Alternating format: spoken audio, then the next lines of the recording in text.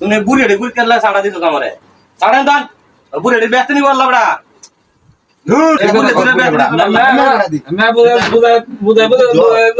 বুঝতে পুরা তোরা ব্যস্ত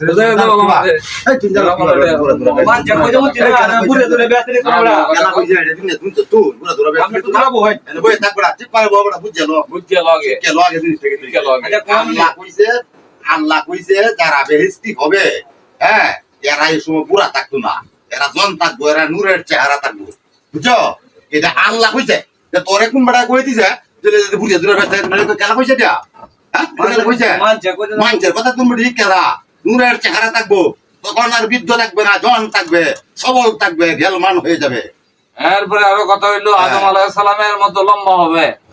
এরপরে ইউসুফ আলাইহিস সালামের মতো সুন্দর হবে এরপরে দাউদ আলাইহিস সালামের মতো কণ্ঠ হবে হযরত মুহাম্মদ সাল্লাল্লাহু আলাইহি সাল্লামের মতো চরিত্রবান হবে এরপরে তাকে বেহেশতে পাঠানো আচ্ছা আচ্ছা আমি বিয়ার জন্য নিয়ে